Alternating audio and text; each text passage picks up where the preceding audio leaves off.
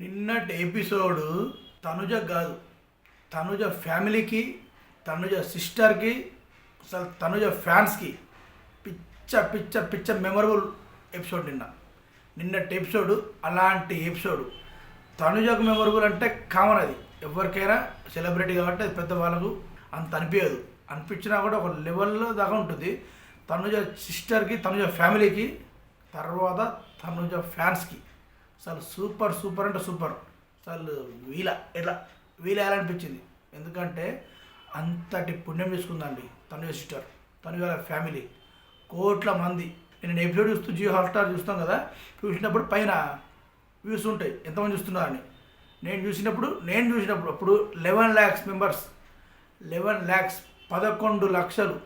11 లక్షల మంది ఓన్లీ జియో హాట్స్టార్నే. మళ్ళీ మా టీవీలో ఎంతమంది, ఊళ్ళల్లో సిటీలల్లో ఆంధ్ర తెలంగాణ ఇంతమంది జియో హాట్స్టార్లో 11 లక్షలు, మా టీవీలో అంతమంది, అన్ని లక్షల మంది ముందు ఒక పబ్లిక్ ప్లాట్ఫామ్, ఒక బిగ్ బాస్ అనే వేదిక మీద పెళ్లి కూతురుని చేసుకోవడం అనేది బిగ్ బాస్ మీకు హ్యాట్స్ ఆఫ్. వాళ్ళ ఫ్యామిలీకి మాత్రం ఇది మెమరబుల్ అంటే చాలా మెమరబుల్. అసలు ఇది ఎవరికి దక్కలే, ఇంతవరకు అయితే ఎవరికి దక్కలే. ఫస్ట్ టైం తనుజ సిస్టర్కి దక్కింది. తనుజకైతే ఈ ఎపిసోడు జీవితకాలం గుండెలో నిలిచిపోతుంది.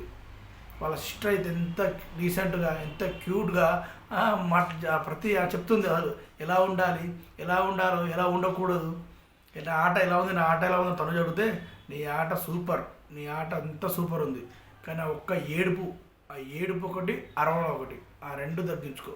నీ అరవడం చూసి అమ్మ భయపడుతుంది. నా అరుస్తుంటే బయట తిట్టుకుంటానంటే, బయట తిట్టుకోవడం కాదు, ఫస్ట్ ఇంట్లో అమ్మే తిడుతుంది. ఎందుకు అరుస్తున్నాడు అనేసరికి తనుజ మొహం మాడిపోయింది. ఇప్పుడు నాకు అర్థమైంది అన్నట్టు తనుజ కూడా కొంచెం సైలెంట్గా అయిపోయింది. ఎందుకు అరుస్తున్నావు, ఎందుకు ఏడుస్తున్నావు, ఈ రెండు మొత్తం తగ్గించుకో, ఈ రెండు తగ్గిస్తే నువ్వే విన్నర్ అనుకుంటూ చెప్పగానే కొంచెం హింట్ ఇచ్చింది. నువ్వే విన్నర్, కానీ ఈ రెండు మొత్తం తగ్గించుకో అని క్లియర్ కట్గా చెప్పేసింది. భరణి సార్తోని అది ఎలా ఉన్నావో అలాగే ఉండు, చాలా మంచిగా ఉంటున్నావు. భరణి సార్ కూడా నీతో ఎలా ఉంటున్నాడో నీ వెనక కూడా అలాగే ఉంటున్నాడు.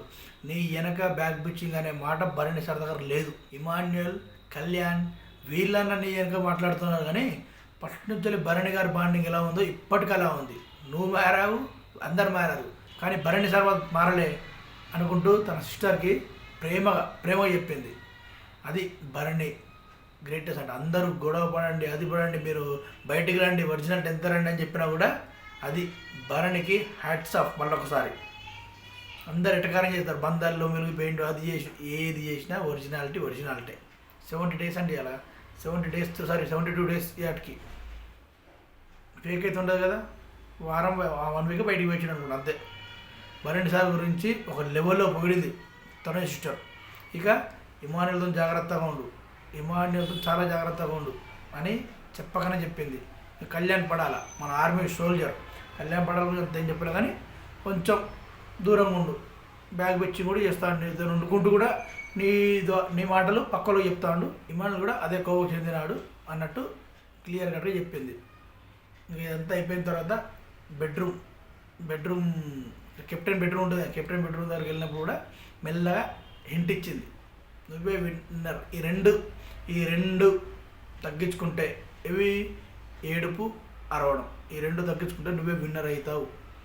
ఇంట్లోనే కాదు బయట కూడా ఫాలోయింగ్ ఘోరంగా ఉంది. ఇంట గెలిచి రచ్చ గెలవాలని, నువ్వు ఇంట గెలుస్తున్నావు, రచ్చ గెలుస్తున్నావు, కానీ ఈ రెండు కొంచెం తగ్గించుకో, అక్కడ బ్యాడ్ అవుతావు, చాలా బ్యాడ్ అవుతున్నావు అన్నట్టు చెప్పకనే చెప్పింది. నువ్వే విన్నర్ అని చెప్పకనే చెప్పింది మన తనుజ సిస్టర్.